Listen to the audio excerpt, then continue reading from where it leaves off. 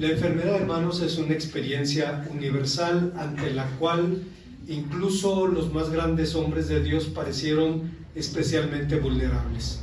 Carlos Spurgeon murió apenas a los 58 años, víctima de una nefritis mal diagnosticada, y en la introducción de su carta Desde el sufrimiento, Spurgeon decía: las acometidas de la enfermedad son misteriosas.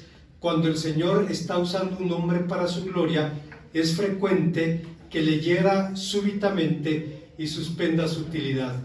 Tiene que ser algo bueno, pero la razón de esto no se ve por ningún lado. Al pecador que contamina a la sociedad con sus actos, se le permite frecuentemente, año tras año, derrochar su inagotable vigor, infectando a todos los que se le acercan. Ninguna enfermedad lo aparta de su ministerio mortal, ni siquiera durante unas horas. Siempre está en su puesto, siempre está lleno de energía en su misión de destrucción.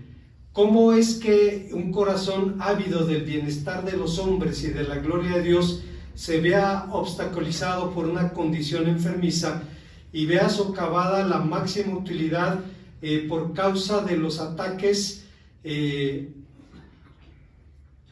una dolorosa enfermedad? Felizmente para nosotros, nuestra dicha no depende de nuestro entendimiento de la provisión de Dios.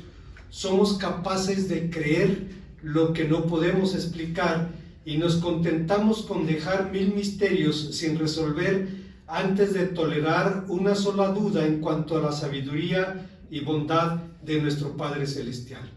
Pero Carlos Spurgeon no fue el único santo enfermizo. Se cree que David escribió este salmo, el Salmo número 6, justamente cuando estaba enfermo y postrado en su cama, pero como hombre de fe transformó su situación difícil en una situación para su propio crecimiento. David capitalizó su experiencia, así que qué bendiciones nos enseña la súplica de la plegaria de un enfermo. Les invito, hermanos, a considerar las enseñanzas que el texto nos imparte. Antes, hermanos, de pensar en las enseñanzas de este pasaje, quisiera mencionar el hecho de que desde muy temprano en la historia humana, los seres humanos nos dimos cuenta de la enfermedad y su impacto en la vida de los individuos y de las sociedades.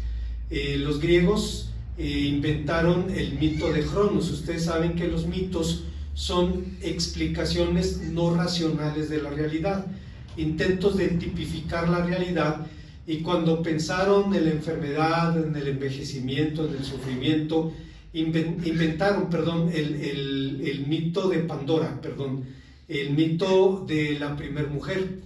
Dice el mito que para castigar a los hombres Dios creó a la mujer. Ya, hermanas, todavía no empezaba la historia y ya van perdiendo 1-0. Ya la mujer tiene una misión de castigo para el hombre, y que los dioses le dieron a Pandora una ánfora con el mandamiento expreso de que bajo ninguna circunstancia la abriera. Pero ocurrió exactamente eso, justamente eso. Lo que estaba prohibido le excitó para abrir el ánfora, y entonces todos los males del mundo, la enfermedad, la pobreza, la vejez, salieron de allí. Y al último salió la esperanza. Hay dos cosas que decir sobre este mito. La primera, una vez más, apenas va empezando la historia y las mujeres van perdiendo 1-0 ya. Su misión es hacer sufrir a los hombres. Y la segunda, el hecho de que para los griegos la esperanza era un mal necesario, pero a final de cuentas un mal. Cosa curiosa, porque para los cristianos es una de las 3 columnas que sustentan la vida de los hombres: la fe, la esperanza y el amor. Pero lo cierto es que este intento de tipificar la realidad parte de la realidad. Se reconoce que la enfermedad está presente, produce estragos, produce dolor, sufrimiento, pobreza, etcétera, razón por la cual el tema también es abordado en la Biblia. En este caso particular, el salmista escribe en el Salmo 10 desde el lecho de su cama, enfermo, suplicando la misericordia de Dios en su situación de crisis. Y de este texto se derivan cuando menos 3 enseñanzas. En primer lugar, este salmo nos enseña a suplicar por misericordia y sanidad. En la antigüedad bíblica la enfermedad era considerada mucho más que un mero problema de salud. Se creía que era expresión del juicio de Dios y que provenía de la voluntad divina, de la acción de un ángel o del adversario mismo, como encontramos en Éxodo 11:48, Números 12 del 9 al 13, 1 Samuel 16:14, entre otros pasajes. Lo primero que se creía en la antigüedad bíblica es que había una relación entre la enfermedad y el juicio de Dios. En la mentalidad de la época existía una relación fatal entre el pecado y la enfermedad, relación de la que hablaremos más tarde. En la evolución posterior del judaísmo se siguió viendo una conexión cercana entre la medicina y la religión, es decir, entre el cuerpo y el alma. Se llegó a la conclusión de que el cuerpo pertenece a Dios, que es un préstamo que Él nos concede para la vida terrenal. Cuidar el cuerpo, mantenerlo limpio y sano, se convierte entonces en un deber religioso, a través del cual honramos al Creador. En vocabulario evangélico se convierte en un asunto de mayordomía.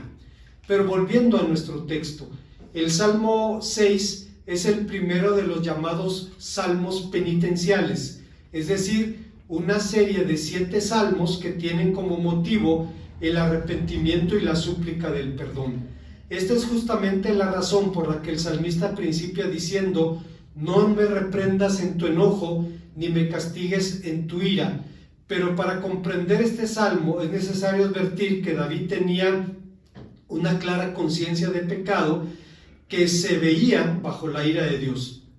Esta realidad imprime un sello característico a este lamento y su oración y a sus ardientes súplicas. Invocó 8 veces el nombre inefable, el nombre de Dios, y utilizó 6 imperativos de súplica. Una expresión interesante, porque imperativo significa la voz de mando, pero en la Biblia encontramos imperativos de súplica. Óyeme, escúchame, respóndeme.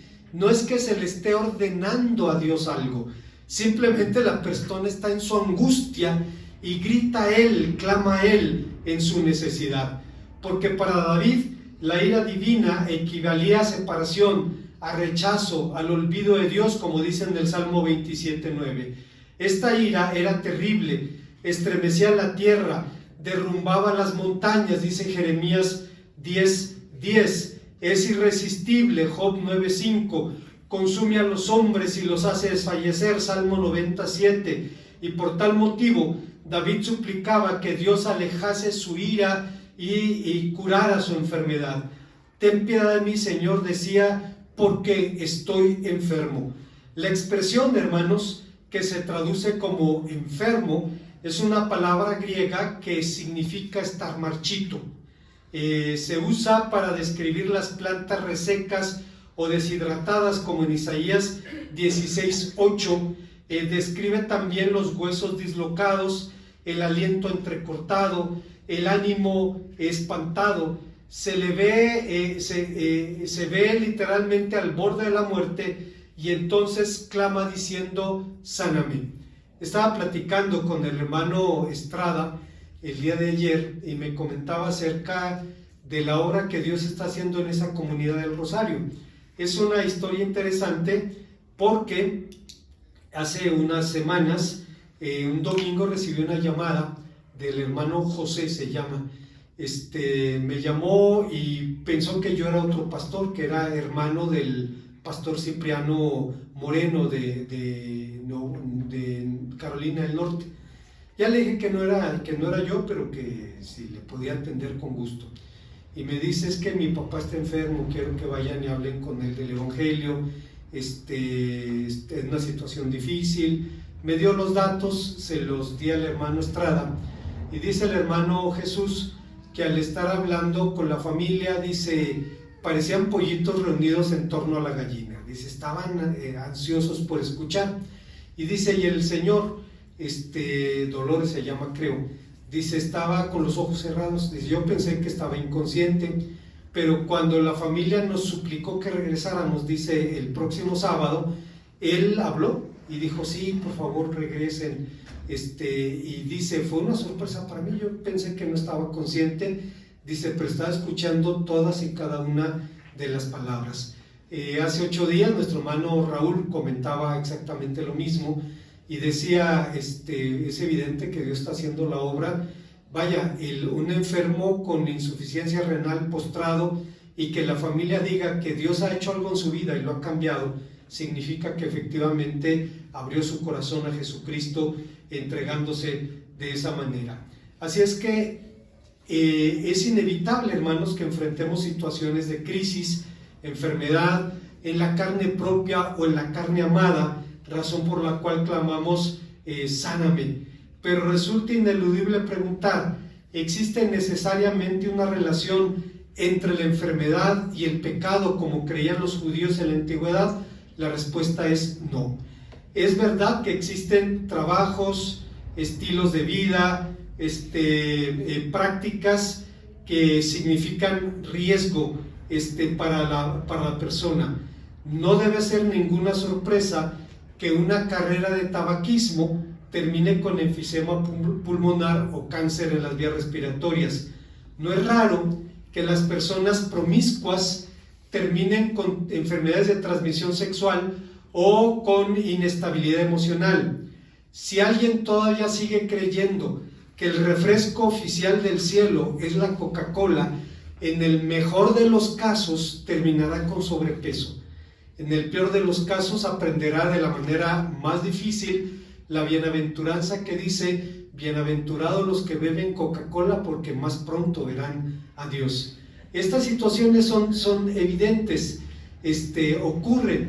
También es cierto que hay trabajos y que los trabajadores del sector salud están más expuestos a la enfermedad que el resto de los mortales.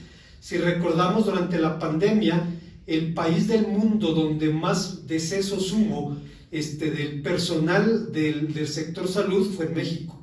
Enfermeras, camilleros, gente que se dedicaba a la lavandería, lavaban las sábanas, pero iban contaminadas con los virus, que el operador tocaba y se exponía a la contaminación. Esto es cierto. O sea, hay estilos de vida, trabajos, prácticas que hacen a la persona particularmente vulnerable. Pero el Señor Jesús nos enseña que no necesariamente existe una relación entre el pecado y la enfermedad. Usted recordará de un niño que nació ciego y los religiosos de su tiempo le preguntaron al Señor, ¿por qué nació ciego? ¿Quién pecó, o su padre o sus padres? Los judíos tenían la idea de pecado perinatal, es decir, que el niño podía pecar cerca del tiempo del parto y entonces Dios podía traerlo al mundo ciego o con algún síndrome o una situación de esta naturaleza. Le preguntan al Señor, ¿quién pecó? Y el Señor responde, no es que pecara ni sus padres, sino para que las obras de Dios se manifiesten en él. Dios tenía un propósito. Ahora sabemos, hermanos, que las enfermedades son producto de múltiples factores, tanto internos como externos, de factores ambientales, agentes patógenos, procesos degenerativos, la predisposición genética, etcétera, etcétera. Sin embargo, algo hay en los protagonistas de la Biblia, en lo que los protagonistas de la Biblia tienen razón. Aunque la enfermedad no venga del juicio de Dios, no por ello escapa de su control y por tanto debemos acudir a Dios en búsqueda de su gracia. Con cuánta razón tenía Martín Lutero en su comentario los salmos penitenciales cuando decía, en todos los sufrimientos y aflicciones el hombre debe dirigirse primeramente a Dios, aceptando y reconociendo el hecho de que todo es enviado por Él, sin importar si proviene del diablo o de los hombres.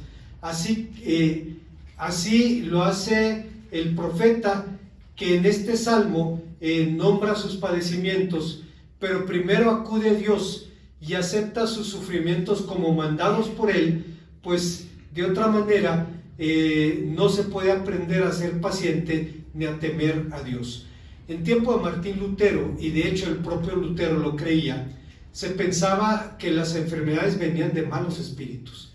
En su carta que escribió, un tratado que se llama sobre si se debe huir de una peste mortal, él dice que en su tiempo, lo que la gente de su tiempo creía, que la enfermedad venía de malos espíritus. Pero sorprende que cuando habla del tratamiento de la peste, dice, no salgas a la calle, no vayas a donde tu presencia no es indispensable, limpia tu casa, desinfecta tu calle. O sea, sorprende que aunque tenía esas nociones, sabía que había algunas cosas que ayudaban. Y cuando comenta este salmo, dice, no importa dónde venga el mal, si del adversario o de los hombres, pero el hombre de fe debe acudir primeramente a Dios. Dice, porque de otra manera no se puede aprender ni la paciencia ni el temor de Dios. Cuando uno finalmente se rinde a la soberanía divina y acepta que tal o cual cosa viene de Dios, hermanos, terminamos diciendo, Señor, yo hubiera votado en contra, pero si es tu voluntad yo lo acepto, y tú debes tener algo bueno para mi vida con la decisión que tomaste. Hay una segunda enseñanza que encontramos en este salmo, un salmo que nos enseña a suplicar por consuelo.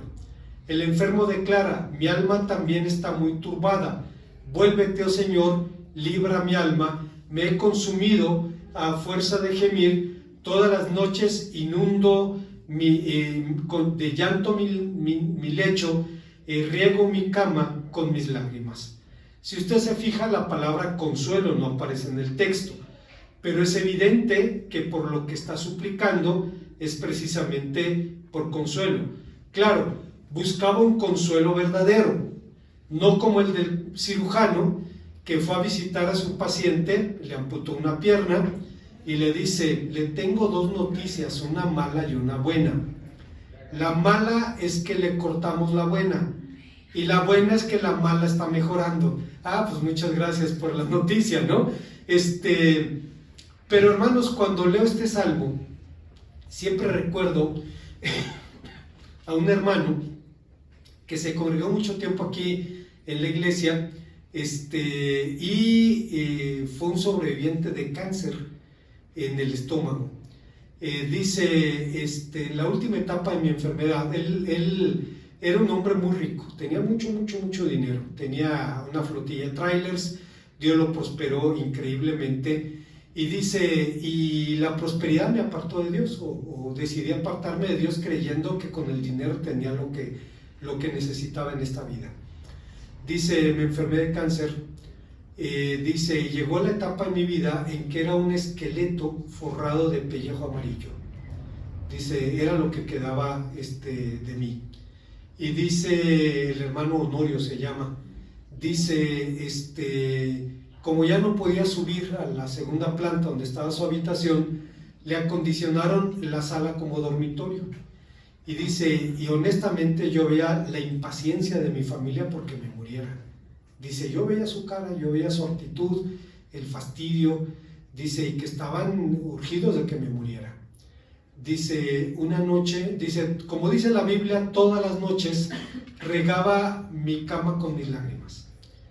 Dice, y una noche yo hablé con Dios y le dijo, Señor, yo sé que te he dado la espalda, yo sé que te cambié, yo sé que entré en una relación con una mujer que no era de tu pueblo, yo sé que no he vivido para agradarte, yo sé que me aparté de ti, yo sé todas esas cosas, pero hay algo que también sé, y es que yo sé que soy tu hijo, y eso no cambia bajo ninguna circunstancia.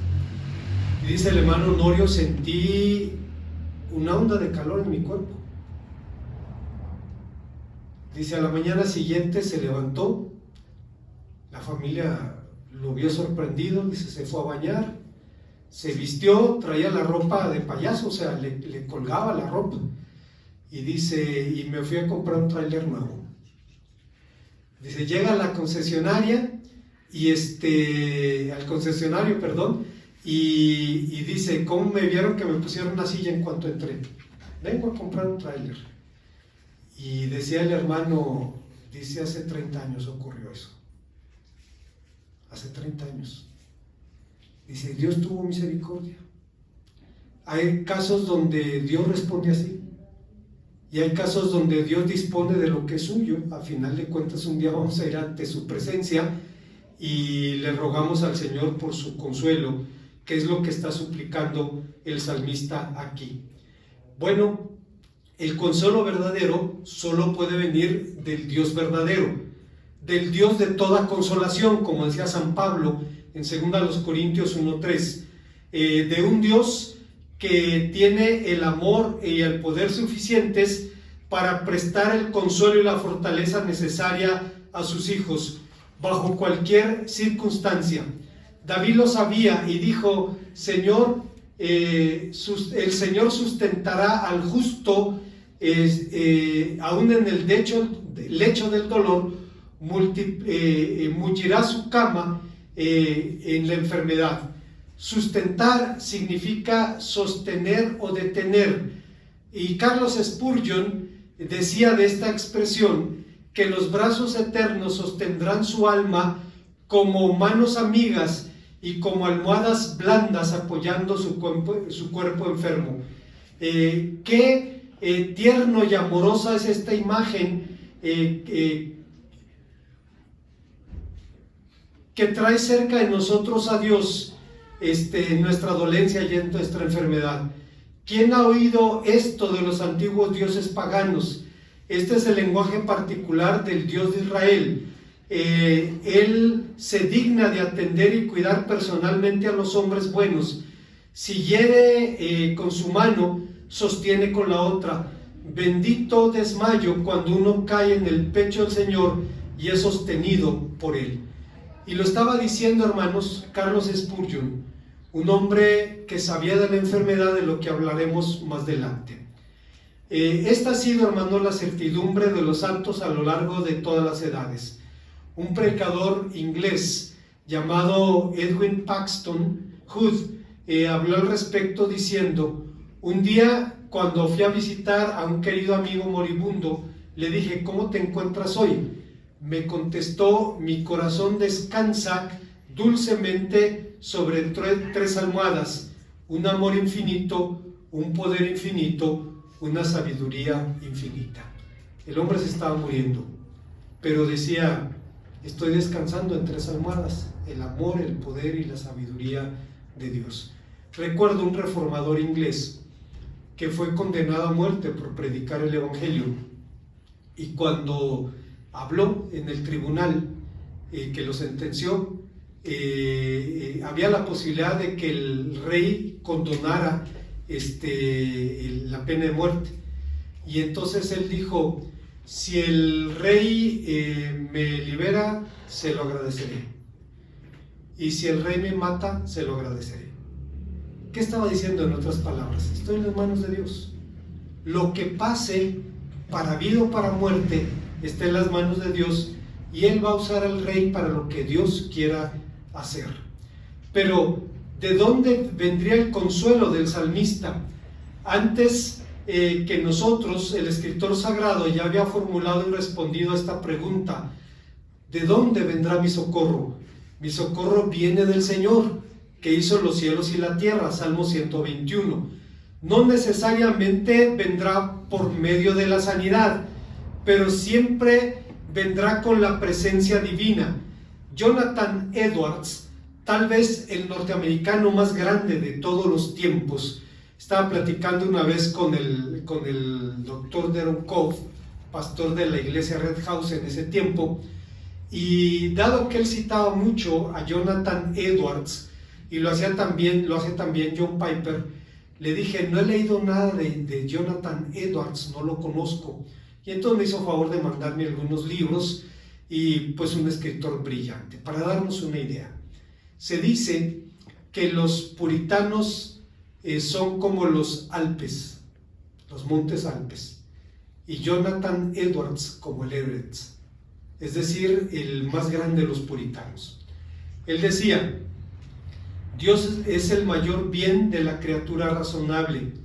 El disfrute de Él es nuestra felicidad propia y es la única felicidad con la que nuestras almas pueden satisfacer.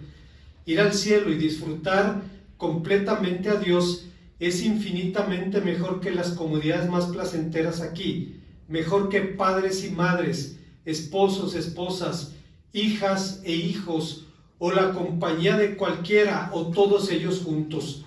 Estos no son más que sombras, Dios es la sustancia. Estos no son más que rayos dispersos, Dios es la luz. Estos no son más que riachuelos, pero Dios es la fuente. Estos no son más que gotas, pero Dios es el océano, y por tanto es apropiado pasar esta vida como un viaje hacia la eternidad, como un viaje hasta el cielo. A final de cuentas, el cristiano sabe que somos pasajeros aquí. Algunos son llamados antes que nosotros, pero todos vamos en la misma fila. Unos vamos más delante, otros van detrás, pero todos vamos en la misma fila. Y decía Jonathan Edwards, por tanto es apropiado pasar la vida aquí solo como un viaje hacia la eternidad. Hay una tercera y última enseñanza en este pasaje. Estamos hablando de la plegaria de un enfermo, y en tercer lugar, esta plegaria nos enseña a suplicar por paz. Finalmente, el salmista ruega por su liberación de la mano de sus enemigos, suplica por la bendición de la paz. Como sabemos, hermanos, los salmos retratan las realidades que entretejen la existencia humana, y entre ellos hablan de la enfermedad. Entre comillas, el ejército de los enemigos de Dios tiene 3 escuadrones: los enemigos del pueblo, los enemigos de Dios y los enemigos personales. Es evidente que el salmista habla aquí de enemigos personales que seguramente buscaban capitalizar su vulnerabilidad. Un guerrero experto, decía Sun Tzu, el autor del arte de la guerra, él era un general chino que vivió hace 1000 años y escribió un librito así delgadito que se llama El arte de la guerra. Y ese libro le sirvió a Vietnam para ganar la guerra a los Estados Unidos. En El arte de la guerra, Sun Tzu dice, un tigre puede matar a un elefante si lo muerde todos los días. Y es cierto. ¿Qué es lo que hizo finalmente Vietnam con los Estados Unidos? Atacaba, se escondía en la selva, atacaba, se escondía. Y después de 20 años ya no querían pelear. Los norteamericanos dicen, perdimos porque quisimos. Hombre, ¿quién quiere perder? Sobre todo en una guerra de este tipo. Nunca nos derrotaron en el campo de batalla. Es cierto, pero les quebraron la voluntad de pelear. Es como si yo me subiera con Mike Tyson al ring y después de que me diera una paliza, no creo que aguantara un round, pero que me estuviera dando una paliza, de pronto él se bajara al ring y perdiera la pelea simplemente por deserción. Es lo que pasó con los Estados Unidos. Bueno, Sun Tzu dice, dice un experto guerrero, se conoce primero el mismo, dice, y luego busca conocer las debilidades del rival. Lutero decía al respecto, sobre los enemigos del enfermo podemos hacer 2 observaciones complementarias. Los rivales se aprovechan de la enfermedad y debilidad del paciente, y el paciente se vuelve más sensible y hostil a la rivalidad. Se expone a malas decisiones. Ahora queda claro por qué Job decía a sus amigos, entre comillas, porque consoladores molestos me sois vosotros, en el capítulo 16, versículo 2 de su libro. Pese a que los enemigos ocupan un lugar importante en este salmo, es imposible identificarlos porque el salmo no provee información que pueda arrojar luz sobre esta cuestión. Sin embargo, la experiencia nos enseña que los enemigos del enfermo no deben ser necesariamente externos. Pueden estar dentro de nosotros mismos, pueden venir del oleaje emocional que azota al hombre atribulado. Uno de nuestros mayores enemigos suele ser el temor. Algo curioso, ustedes saben la situación que estamos viviendo en los últimos meses con mi esposa, y cuando hemos ido viendo cómo evoluciona su problema, me acordaba de un novelista de la Revolución, Jesús Larrea Urquiza, un hombre de la comarca lagunera que fue secretario de la Defensa Nacional en los años 40 más o menos. Bueno, el general escribió una novelita que se llama La Tropa Vieja y dice algo de la experiencia de los combatientes. Dice: cuando escuchas el primer balazo o la primer bala pasa sobre tu cabeza, dice, hay una descarga eléctrica que recorre tu columna vertebral y hundes tu cabeza entre los hombros. Dice, todos lo sentimos. Dice, hay unos que se los dan de machos. Dice, pero la verdad es que también sienten miedo. La diferencia es que saben cómo manejarlo. Dice, describiendo una batalla por la toma de Torreón, que los reclutas jóvenes, que los tomaban de leva, o sea, los capturaban del campo, de la cárcel, de donde se pudiera. Cuando escuchaban los disparos, dice, inmediatamente trataban de esconderse. Me acuerdo mi hermano Ramón, que dice que cuando estaba en el ejército, en el estado de Chiapas, dice, nos estaba guiando un subteniente recién salido del colegio militar. Dice, cuando nos balacearon, dice, el muchacho quería hacer un pozo para irse al centro de la tierra. Y dice, un sargento viejo, dice, le gritó, ya, levántese, hágase cargo de la tropa. Y dice, no podía. Entonces el sargento tuvo que organizar la defensa, porque es normal, es el instinto de supervivencia. Bueno, dice el general Urquiza, dice, pero cuando el combate viene, dice, empiezas a ver lo más terrible como lo más natural. Y pasa lo mismo en los procesos de enfermedad. De pronto hay algo que el paciente no hacía y empieza a hacer, y uno se escandaliza. Y llega el momento en que uno dice, pues no te quiere fastidiar, o sea, simplemente ha perdido esa habilidad. Y uno tiene que adaptarse, es una situación real.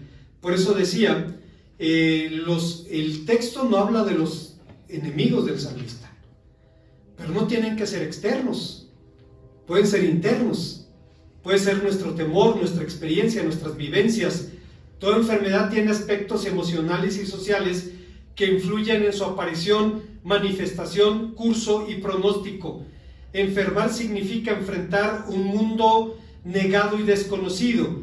Cuando enfermamos y experimentamos, hermanos, reacciones emocionales antes y después de los procedimientos médicos, que se deriva de ellos ansiedad, depresión, problemas de adaptación, incluso rebeldía.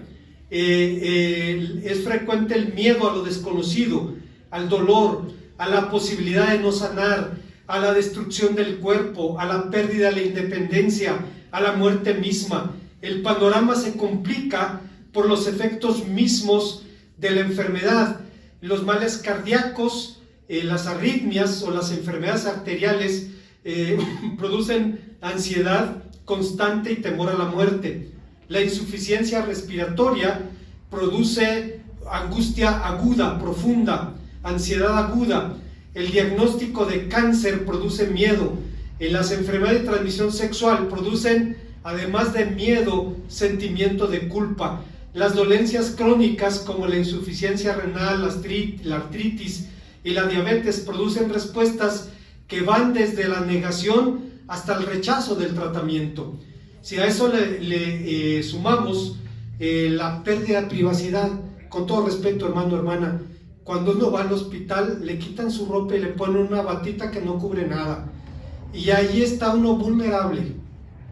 No importa su título, no importa su carrera, sus recursos económicos, usted está casi desnudo en manos del médico y se siente uno vulnerable. Esto va sumando a la situación emocional que vivimos en la enfermedad. Y pisándole los talones a todo esto viene la desesperanza. Tomás de Aquino, uno de los pensadores más grandes de la Edad Media, la veía como un pecado grave porque decía, nos toca en lo más hondo del corazón, en el núcleo interior donde residen nuestros deseos y nuestras acciones. Nos paraliza, nos impide mejorar, nos aparta de la misericordia y ahoga la posibilidad de la conversión. La desesperanza constituye un ataque deliberado contra el primer mandamiento, pues intenta quitar a Dios de su lugar, al lugar que le pertenece, para dárselo a cualquier persona o cosa, o a la ausencia de cualquier persona o cosa. ¿Cuál es entonces la respuesta de David? Se reafirmó en Dios, se remitió a Él, se colocó de su lado, puso su confianza en Él y dijo: apartaos de mí, hacedores de iniquidad, porque el Señor ha oído la voz de mi ruego, el Señor ha oído mi súplica, ha recibido mi oración. Se avergonzarán y se turbarán mucho mis enemigos, y se volverán y serán avergonzados de repente. Como conclusión, nos guste o no, la enfermedad es inevitable. David la sufrió y usted y yo tenemos que pasar también por ella. Nos guste o no, llega el día, decía Barbara Johnson, una comediante cristiana, llega el día en que todo te duele y lo que no te duele ya no te funciona. Ya no le duele la muela, pues ya se la sacaron. Ya no le duele el pie, pues ya se lo amputaron. Aunque hay gente que sigue teniendo sensación del miembro fantasma, etc. Llega el día en que todo nos duele y si no nos duele, no nos funciona. Pero si, como Pablo dice, a los que aman a Dios, todas las cosas les ayudan a bien, lo importante no es la enfermedad, sino lo que vamos a hacer con ella. No es coba, hermanos, y lo he dicho muchas veces, pero cuando alguien sobrevive cáncer, odia el olor del hospital, no quiere nada que le recuerde, y hay gente que hace de su dolor un ministerio. Yo respeto a mi hermana Gloria, a mi hermano Toño por eso. Vuelven al hospital a atender a los pacientes, a pastorear a sus familiares, a hablar con esas personas que a veces están quebradas en todos los aspectos de su vida, físicamente, emocionalmente, moralmente, económicamente, espiritualmente, familiarmente. Y dices, gente que necesita consuelo y esperanza. Lo importante no es la enfermedad, sino lo que vamos a hacer de ella. John Piper, un predicador norteamericano contemporáneo, es un anciano realmente, es muy bajito de estatura, muy delgado. Usted no da 3 cacahuates por él cuando lo ve, pero cuando se sube al púlpito se convierte en un león y predica el evangelio. Él escribió un artículo, un documento llamado No desperdicies tu cáncer, en el que expone 10 ideas concretas para capitalizar la experiencia de la enfermedad, ideas que pueden ser la mejor conclusión a nuestra reflexión. Pero Piper no hablaba como teórico de la salud o la enfermedad. En la introducción de este documento dice lo siguiente: estoy escribiendo estas palabras en la víspera de una cirugía de cáncer de próstata. Creo en el poder de Dios para sanar por medio del milagro o por medio de la medicina. Sé que es cierto y bueno orar por los dos tipos de cura. El cáncer no es desperdiciado al ser curado por Dios. Él recibe la gloria. Este es el por qué el cáncer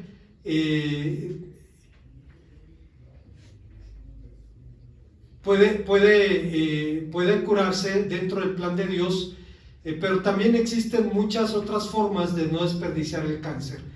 Estoy orando por mí y por usted para que no desperdicie su dolor. Y luego da 10 razones por las que la enfermedad, que puede ser cáncer o cualquier otra, puede ser una bendición para nosotros.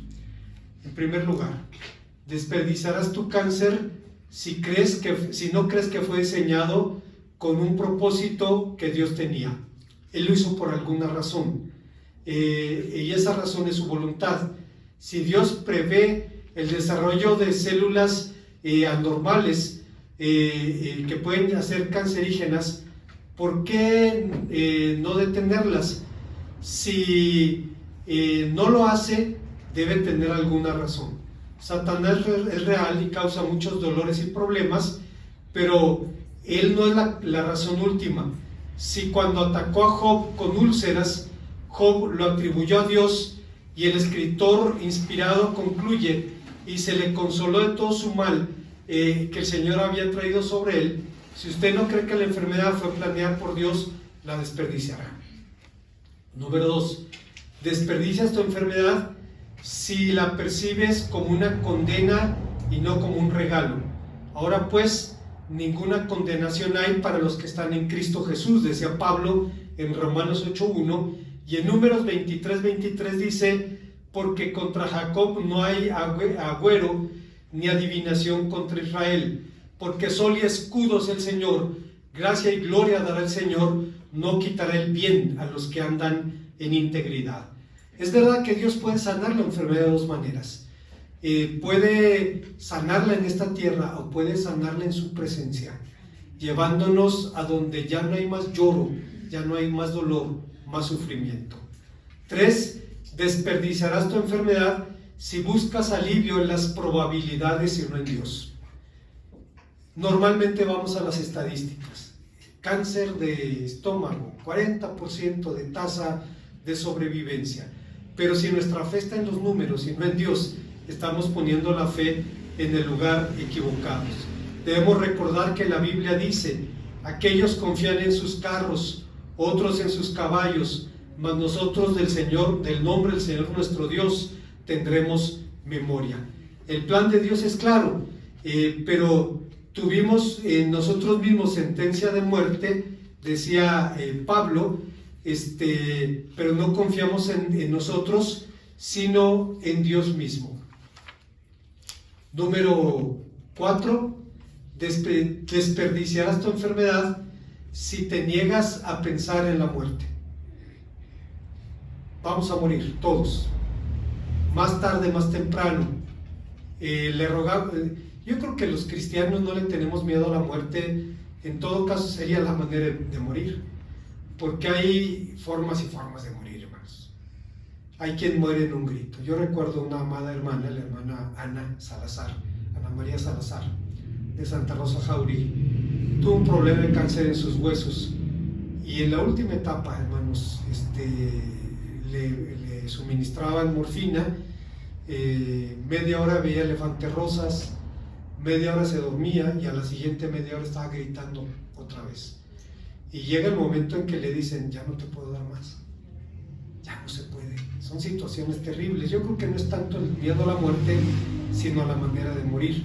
Y hay personas que mueren de manera apacible. Dios se los lleva así, en un instante los lleva a su presencia. 5. Desperdiciarás tu enfermedad si luchas contra ella solo para seguir vivo y no para anhelar más a Cristo. Los planes de Dios y los planes del adversario para la enfermedad son distintos. El adversario desea destruir el amor por Cristo, Dios desea profundizarlo. 6. Desperdicias tu enfermedad si le dedicas tiempo leyendo acerca de ella más que orando a Dios. No es malo documentarnos sobre una enfermedad. La ignorancia no es una virtud, pero si estamos obsesionados buscando información y no buscando a Dios a través de la oración, el enfoque es equivocado. 7. Desperdicias tu enfermedad si dejas que te conduzca a la soledad en lugar de a las relaciones. Cuando Epafrodito trajo a Pablo presentes enviados por la iglesia de Filipo, se enfermó y casi murió, y Pablo dice a los filipenses: porque él tenía deseo de veros a vosotros y se angustió grandemente de haber oído que estaba enfermo. 8. Desperdicias tu enfermedad si te entristeces como los que no tienen esperanza. Dice, Pablo usa esta expresión para designar a las personas cuyos seres amados han muerto. Hay tristeza en la muerte. Cuando un creyente muere, es una pérdida temporal, y sin embargo la tristeza es diferente, que es premiada por la esperanza. Pero dice Pablo en 2 Corintios 5:8 pero confiamos más y quisimos estar ausentes del cuerpo y presentes de Cristo. 9. Desperdicias tu enfermedad si sigues pecando como lo hacías antes de enfermarte. Si eso no te enseña un cambio en tu vida, hay algo muy malo. Y 10. Desperdicias tu enfermedad si no la usas para testificar la verdad y la gloria de Dios. Los cristianos nunca estamos en un lugar por accidente. Existen razones por las cuales somos llevados a donde estamos. Considera lo que dijo Cristo sobre las circunstancias dolorosas e inesperadas. Antes en todas estas cosas os echarán mano, os perseguirán, os entregarán a las sinagogas y a las cárceles, serás llevados ante reyes y gobernantes por causa de mi nombre, y esto será ocasión para testimonio. Al final, hermanos, una bendición que tiene un sobreviviente es decirle, yo sé por experiencia. Yo no le puedo decir a un paciente de cáncer, yo lo entiendo, no puedo, le faltaría el respeto. Pero hay quien sí puede. Y puede decirle, yo lo entiendo, y el mismo Dios que obró en mi caso puede hacer su voluntad en el suyo. Y nos ponemos de esa manera en las manos de nuestro Dios. Gracias, Padre, te damos por tu palabra, porque nos permite recordar tus promesas. Te rogamos, Señor, que te agrades de nuestra adoración, que hables a nuestra vida, en el nombre de Cristo.